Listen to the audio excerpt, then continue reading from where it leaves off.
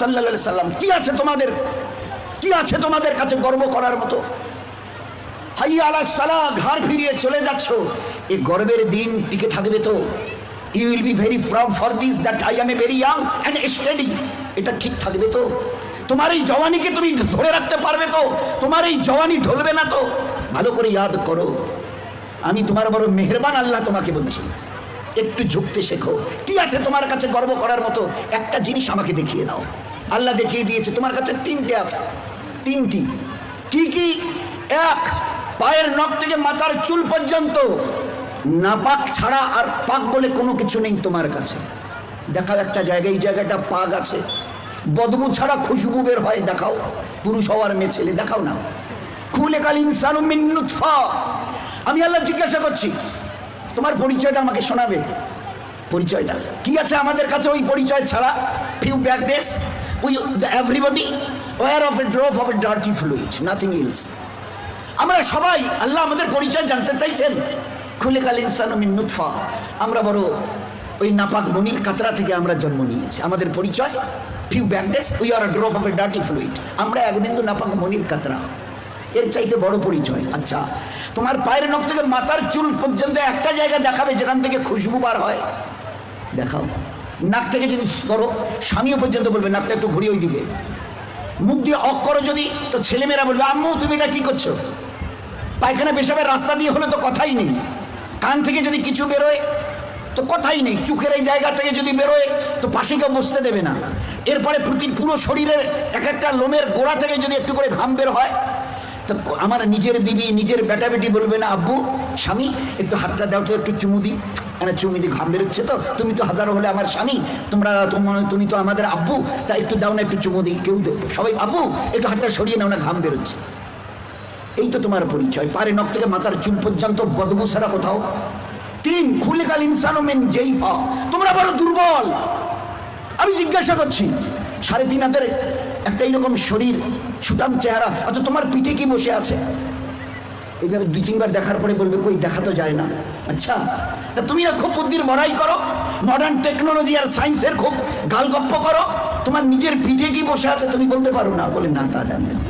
আচ্ছা 10 মিনিট পরে তোমার পজিশন অবস্থা কি থাকবে জানো তুমি? বলে আমরা কিচ্ছু জানি না। বাজারে যাবে বলে ব্যাগ নিয়ে মোটর সাইকেলের হুকে আটকে দিয়ে স্টার্ট করে খালি বাজারে গিয়ে স্ট্যান্ড করে খালি পা দিয়ে স্ট্যান্ডটাকে খালি ঠিক করে দিয়েছে, পিছন থেকে একটা গাড়ি এসে ধাক্কা দিল আর সঙ্গে সঙ্গে ডেথ। লাশ নিয়ে বাড়ি চলে গেল। এসেছিল বাজার করতে, বড় ঝোলা নিয়ে এসেছিল, বড় আশা করে মেহমান অপেক্ষা করছে বাড়িতে। বাজার থেকে ব্যাগে বাজার যায়নি, তার লাশ চলে গেছে বাড়িতে। খুলিকাল ইনসানু মিন জাইফা। 4, আল্লাহ জিজ্ঞাসা করছে আব্দুর রহমান বয়স কত? হ্যাঁ আল্লাহ 42 চলছে। বাকি কত? I know nothing about my age. Nurjahan তোমার বয়স কত চলছে? আল্লাহ 45 চলছে। আচ্ছা এরপরে আর বাকি কত? তা আল্লাহ আমি কেমন করে বলবো? না না তোমার নিজের বয়স। তাহলে তা তো জানি না। এই তো তোমার অবস্থা, এই তো তোমার অবস্থা। তুমি এক বিন্দু নাপাক, তুমি বড় দুর্বল, তুমি বড় বদবুদার, আর তুমি তোমার নিজের 10 মিনিট পরের অবস্থা তাও তোমার জানা নেই। এরপরেও যে আল্লাহ তোমাকে তিলে তিলে তার দয়ায় এই সেকেল সুরত আর এইরকম হায়াত দিয়েছে, একবারও তার কথা ভাবো না, একবারও তার কথা ভাবো না যে কত দয়ায় তিনি তোমাকে প্রতিপালিত করেছেন। দেখবেন সবাই, আমরা তো ওই সময় থাকি না, ওখানে মেয়েরাই থাকে। বাচ্চা যখন জন্ম নেয় না, তো যারা দাদি নানি চাচি যারা ওখানে ভিতরে থাকে, ও তারা এবারে বাচ্চা বের হওয়ার পরে এবারে হাতটার নখগুলো ভালো করে দেখে কান টানগুলো ঠিক আছে কিনা, সব কিছু চোখ টোকগুলো, হ্যাঁ ঠিক আছে গো, ঠিক আছে, খবরদার বাচ্চা ছেলে হয়েছে মেয়ে হয়েছে, ঠিক আছে সব ঠিক হয়েছে, সব আছে, চোখ আছে, গুরু আছে, মাথায় চুল আছে, হাত পা ওর নখটুকু পর্যন্ত বেশ গুজিয়েছে। আচ্ছা তো মুখে দাঁত কটা নেই কেন? কখনো ভেবেছো? এ জগতের ইনসান ভেবেছো কখনো? সব বলছো ওকে, আচ্ছা দাঁত কটা জেনে আল্লাহ জবাব দিয়েছে তোমাকে বাঁচাবার জন্য। ওই সময় তোমার মুখে দাঁত কটা, যে আল্লাহ তোমার সব কিছু দিয়েছে, হাতের পায়ের নখ পর্যন্ত আছে, 2-4-5 দিন পরে কেটে দিতে হয়, সেখানে দাঁত কটা দিইনি কেন? তোমাকে বাঁচাবার জন্য। আমাকে চেনো আমি কত বড় মেহেরবান তোমার জন্য, শুধু তোমাকে বাঁচানোর জন্য। তোমার মায়ের পেট থেকে বেরিয়ে আসার সময় তোমার মুখে দাঁত কটা দেয়নি, যদি দাঁত কটা পেতে না তো মায়ের সিনার ওই নরম কোষে স্তনে কামড় দিয়ে দিয়ে ক্ষতবিক্ষত ঘা করতে, 3-4 দিন ওইভাবে ঘা তাজা হওয়ার পরে মায়ের চোখের সামনে তুমি তরপাতে, জবাই করা মুরগিকে যেভাবে তরপাতে দেখো ওইভাবে মায়ের সামনে তরপাতে, আর তরপাতে মরে যেতে তুমি। তোমার মা একটাবার বুকে তুলে তার নিজের সিনা তোমার মুখে লাগাতো না, এই জন্য তুমি কামড় দিয়ে ঘা করে দিয়েছো। আমি বাঁচাবার জন্য সবকিছু তোমার মায়ের পেটে বানিয়েছি, পুরো ফিগারের যা কিছু প্রয়োজন, each and everything has been given from myself, শুধুমাত্র except your teeth, তোমার দাঁত বাদ দিয়ে, যেখানে আমি তোমাকে আমার দয়ায় বাঁচাতে চাইছিলাম। ওই জন্য দাঁত কটা দিনই, নয়তো মায়ের স্তরকে কেটে ছিন্ন বিচ্ছিন্ন করতে, মায়ের চোখের সামনে তরপাতে তুমি মরে যেতে। একটাবার চিন্তা করেছো আমার কথা?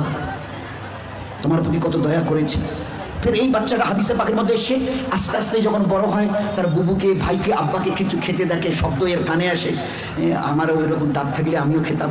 আল্লাহ বলে, হাদিসে পাকের কথা বলছে, আল্লাহ বলে তুই একটু সবর কর, কারণ এখন তোর অতটা হুশ আওয়াজ হয়নি, এখনই যদি দাঁত দি মায়ের স্থানে কাপড় দিবি, একটু সবর কর, এই 7-8 মাস 9 মাস 10 মাস হোক না, একটু যখন, তারপরে আমি দাঁত দেবো। গোস্তের ওই নরম জায়গা থেকে আস্তে করে বাবা মাও সব খুশি, আম্মা তোমার নাতির দাঁত গজিয়েছে শুনেছো? আচ্ছা, 2টো দাঁত গজিয়েছে, তো উঠতে দেখে সবাই খুশি। আচ্ছা, কখনো ভেবেছ এই দাঁতটা বাড়তে এই পর্যন্ত বারবার পরে আর বাড়ে না? Why? What is the reason of it? Who will give the answer? Who will give the answer? Anybody else of this world? আছে কেউ দুনিয়াওয়ালা ও মডার্ন সায়েন্স, মডার্ন টেকনোলজিওয়ালা?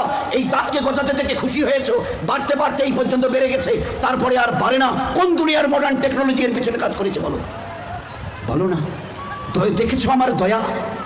তারপরেও যদি যেভাবে বাড়ছিল, যদি আর 6টা মাস বাড়তো না, তোমার নিজের চেহারা আয়নায় দেখলে তুমি একবার দেখে আটকে উঠে বেহুশ হয়ে মরে যেতে, অজ্ঞান হয়ে মরে যেতে। কি বিকট চেহারা! নিচের দাঁতগুলো বেড়ে গিয়ে এইরকম, উপরের দাঁতগুলো বেড়ে গিয়ে এইরকম হতো তোমার চেহারাটা, বিকট একটা চেহারা হতো। আমি ওটাকে কন্ট্রোল করেছি। এই বাচ্চা তখন 7, 8, 10 মাসের, 1 বছর 1.5 বছরের বাচ্চা দেখে দাদা কি যেন, ভাইজান যেন কি কর্মর করেছি বলছে, বুবু যেন কি একটা খাচ্ছে শক্ত মতো, আব্বু যেন কি একটা শক্ত মতো চিবোচ্ছে, শোনা যাচ্ছে। আসমান থেকে আওয়াজ আসে, তুই একটু সবর কর না, তোকে হালকা জিনিস খাওয়ার জন্য যে দাঁতটা এখন দিয়েছে ওটার নাম হচ্ছে দুধ দাঁত, এর ক্যাপাসিটি কম, হালকা জিনিস চিবোতে পারবি, শক্ত জিনিস চিবোলে না ও দাঁত ভেঙে যাবে, তো তুই একটু সবর কর। ফের কদিন পরে একটা করে নড়া শুরু করে, আম্মু এই দাঁতটা নড়ছে, ফের একটা করে 32 টাকা আমি ট্রান্সফার করি, ফের ওখান থেকে গজানো শুরু করি। এইবারে তুমি নিজের দাঁত দিয়ে যত শক্ত হাড় হোক, পেয়ারা হোক, যা কিছু মন চায় খুব কর্মড়িয়ে চিবিয়ে খাও, কোনো অসুবিধা হবে না। এত বড় দয়ার দান দেখেও তুমি একটাবার আমার সামনে ঝুঁকাবে না? আচ্ছা, আমার কাছে তোমাকে ফিরে আসতে হবে না? বলো যে ফিরবে না। আজ তুমি আস্তিন গোটাও, লাল চোখ দেখাও, আমার জমিনের দর্প ভরে পা রেখে চলো। আচ্ছা, তোমার কি মনে হয় তুমি আমার সঙ্গে মোকাবেলায় আসবে?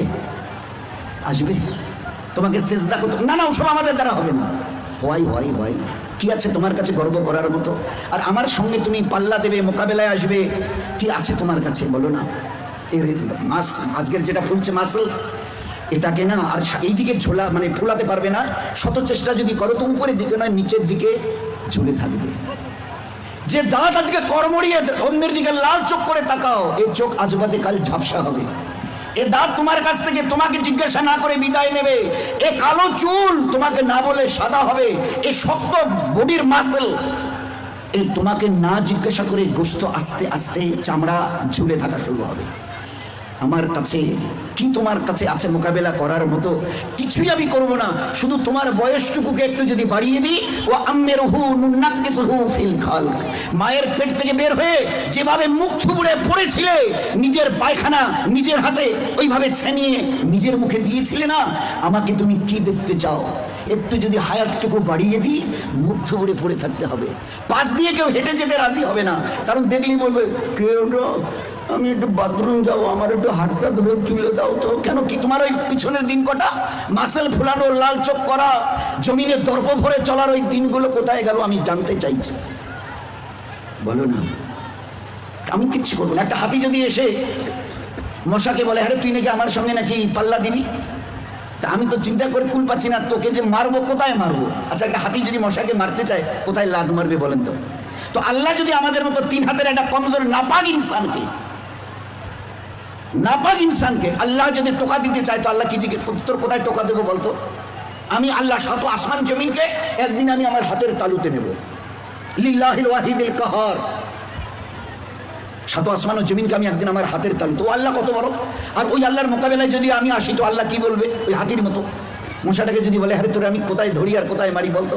আর এই মশা যদি দ্বন্দ্ব নেয়, হ্যাঁ হ্যাঁ আসেন না হোক, মোকাবেলা হয়ে যাবে। তো বলেন আজকের খুব চিন্তা করি, আমি যদি হায়াতটুকু বাড়িয়ে দিই, মুখ থুবড়ে পড়ে থাকবে আর নিজের হাতে পায়খানা ছানবে, পাশ দিয়ে কেউ যেতে রাজি হবে না। ওই দেখলে ডাকবে, আসি তো মুখানা ধরো তো, বাথরুম বসি তোলো তো। কারণ তোমার ওই দিনগুলো কোথায় গেল? এইরকম বুক ঠুকার দিনগুলো তোমার কোথায় গেল? দোস্ত, ও দিন আসবে, ফের দুনিয়া থেকে বিদায় নিয়ে খোদার কাছে ফিরে যেতে হবে। আল্লাহ কুল্লু নাফসিন যায়কাতুল মাউত সুম্মা ইলাইনা তুরজাউন। কে আছো দুনিয়ায়? ঝুপড়িওয়ালার কুরসিওয়ালা কে আছো যে আমার কাছে আসবে না?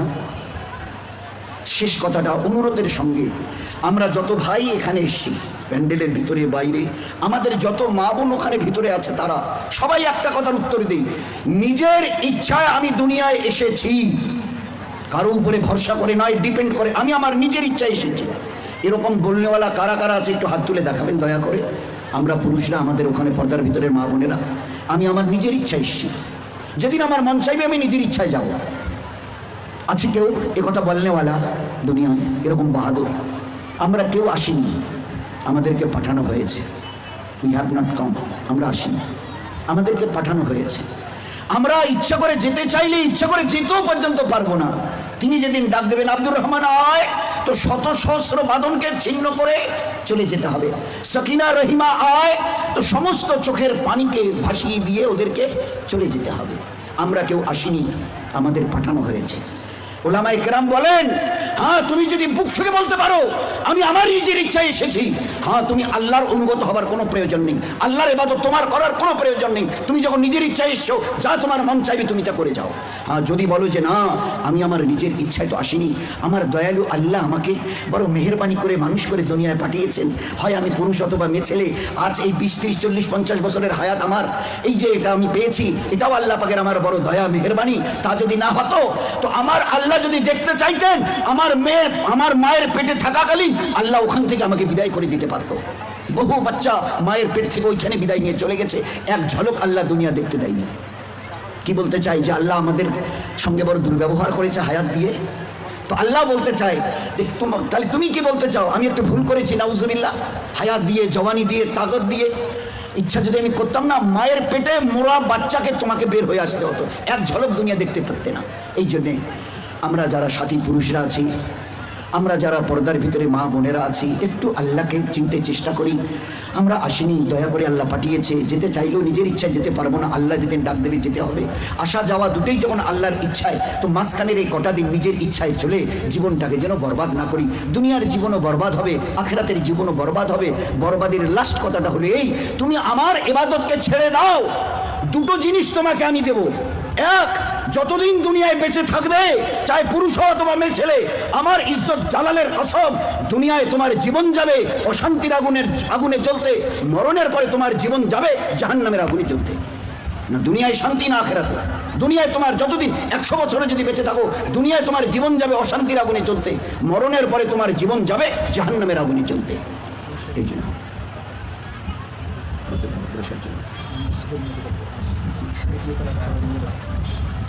তো ভাই, এই জন্যে আমরা আমাদের মা বোনেরা একটু হুঁশ করে চলি। দুনিয়ার জীবন আল্লাহ তছনছ করে দেবে যদি তার ইবাদতকে ছেড়ে দিই। ওটা আল্লাহর কথা বলছে হাদিসে কুদসি, আমার ইবাদত করো, জীবনটা তোমাদের ধন্য হবে, অন্তরকে শান্তি দিয়ে ভরিয়ে দেবো। আল্লাহ বলছে হাদিসে কুদসি, হে আদমের সন্তান, আমার ইবাদতের জন্য তৈরি হও, তোমাদের মুসিবতকে দূর করে দেবো আর অভাবকেও দূর করে দেবো, পেরেশানি দূর হবে। আর যদি আমার ইবাদত করতে রাজি না হও, শত সহস্র মুসিবতের দ্বারা অন্তরকে জর্জরিত করে দেবো। এই জন্য চেষ্টা করবো ভাই ইনশাআল্লাহ। ও প্রথমের কথাটা মনে আছে, যে যত নিজের মাথাকে, পুরুষ অথবা মেয়ে ছেলে, আমরা আল্লাহর কাছে যতটা ঝুঁকাবো তত বেশি আল্লাহ দুনিয়াতে ইজ্জতওয়ালা করবেন, আখিরাতে তার চাইতে লক্ষ কোটি গুণ বেশি আল্লাহ ইজ্জত দিয়ে 8টা জান্নাতের দরওয়াজা আমাদের জন্য খুলে দেবেন। চেষ্টা করবো ইনশাআল্লাহ ভাই, সবাই চেষ্টা করব। আচ্ছা, কারা কারা চেষ্টা করবে একটু হাত তুলে দেখাই না। সবাই চেষ্টা করবো ভাই। হ্যাঁ, আল্লাহ আমাদের সবাইকে তৌফিক দিকে।